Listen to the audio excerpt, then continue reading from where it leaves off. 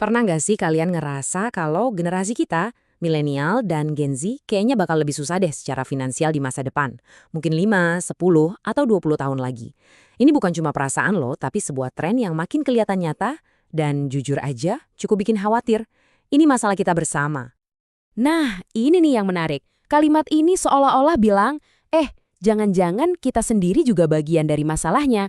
Maksudnya, sistem yang kita jalani sekarang, budaya konsumsi yang kita ikuti, secara nggak sadar ikut ngejebak generasi kita sendiri. Oke, mari kita bedah bareng-bareng. Ini dia ironi terbesarnya. Kita tuh katanya generasi paling ambisius. Punya mimpi besar, pengen ini itu. Tapi di sisi lain ada jurang yang lebar banget antara mimpi itu sama kenyataan. Kita seolah-olah dicuci otak sama target-target finansial yang sebenarnya udah nggak relevan lagi sama zaman sekarang. Mimpi utamanya ya ini, FIRE, Financial Independence, Retire Early. Siapa sih yang nggak mau? Punya kebebasan finansial, pensiun dini, beli rumah, nikah, dan santai menikmati hidup. Kelihatannya indah banget kan? Tapi justru mimpi inilah yang sekarang jadi sumber stres. Karena jalan buat ke sana, jauh lebih terjal dari yang kita kira.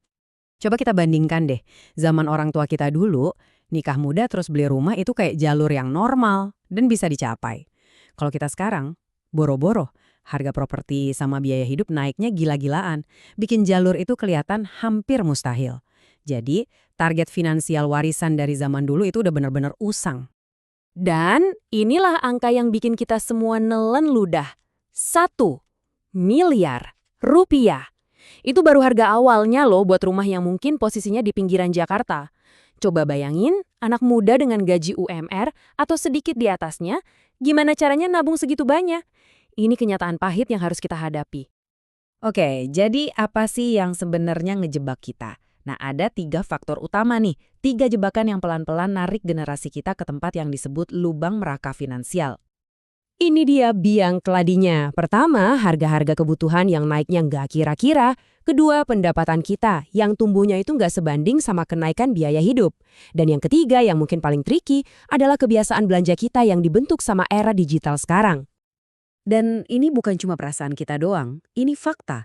Data menunjukkan tingkat tabungan kita lagi ada di titik paling rendah selama lebih dari 2 dekade terakhir. Ini artinya ada sesuatu yang berubah secara fundamental dari cara kita ngelola uang. Pertanyaannya, kenapa bisa begini? Jawabannya mungkin ada di sini, fenomena soft saving.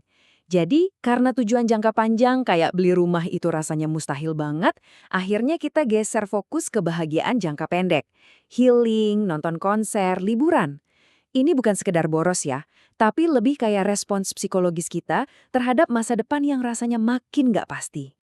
Nah, sekarang kita lihat lebih dalam lagi. Soalnya, ini tuh bukan cuma soal pilihan pribadi kita aja. Ini juga tentang lingkungan dan sistem di sekitar kita yang emang sengaja dirancang buat bikin kita belanja terus-terusan.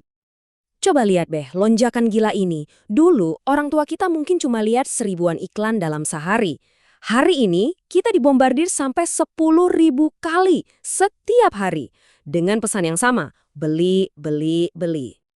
Iklan-iklan ini udah nggak cuma di TV atau koran. Mereka ada di kantong kita, ngelip di setiap scroll media sosial, di setiap video yang kita tonton, di setiap aplikasi yang kita buka. Setiap detik kita online selalu ada bisikan buat ayo keluarin uang. Jadi, ini poin utamanya. Seluruh ekosistem digital dan bisnis di sekitar kita ini punya satu tujuan, bikin kita belanja sesering mungkin.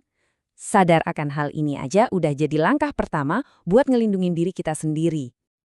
Jebakan kedua dari sistem ini adalah kemudahannya. Teknologi sekarang tuh udah ngilangin semua rem atau hambatan buat belanja. Dulu, kita harus pergi ke toko, ambil uang cash, ada waktu buat mikir ulang. Sekarang, semuanya instan. Tinggal klik. Inilah senjata-senjatanya. Pay later, one click purchase, quick commerce. Semuanya dirancang supaya kita bisa ngabisin uang bahkan sebelum otak kita sadar. Akibatnya, batas antara apa yang beneran kita mampu beli sama yang enggak jadi kabur banget. Dan seolah-olah semua jebakan dari dalam negeri itu belum cukup, kita juga dihantam dari luar. Ada lapisan masalah ketiga yang bikin semuanya makin rumit. Ketidakpastian ekonomi global. Zaman kita ini adalah zaman gejolak yang gak ada habisnya. Pandemi, perang, krisis ekonomi, kejadian-kejadian ini tuh bukan lagi berita jauh di TV. Sekarang guncangan global itu datangnya lebih sering dan dampaknya langsung nusuk ke dompet kita masing-masing di sini. Ini dia kuncinya. Karena dunia sekarang udah terhubung banget, keputusan ekonomi di Amerika atau konflik di ujung dunia sana bisa langsung bikin harga mie instan di warung sebelah rumah kita jadi naik.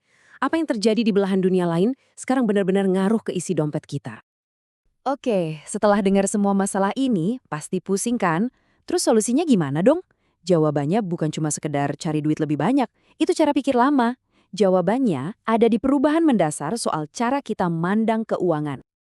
Kita harus berani terima kenyataan ini. Dunia udah berubah, aturan mainnya udah beda. Makanya, strategi finansial yang dulu berhasil buat orang tua kita, sekarang malah bisa jadi bumerang buat kita. Nah, coba deh bayangin hidup ini kayak main game. Selama ini kita terlalu fokus sama attack power. Gimana caranya ngasilin uang lebih banyak? Tapi di era yang penuh jebakan dan ketidakpastian kayak sekarang, defense power, gimana cara ngelindungin uang yang udah kita punya, itu jadi sama pentingnya. Atau bahkan lebih penting. Pesannya sederhana tapi ngena banget. Percuma kita jago banget nyari duit kalau pertahanan finansial kita lemah. Gampang tergoda belanja, nggak punya dana darurat, nggak bisa ngelola risiko. Kalau defense kita bolong, kita bakal selalu jadi bulan-bulanan.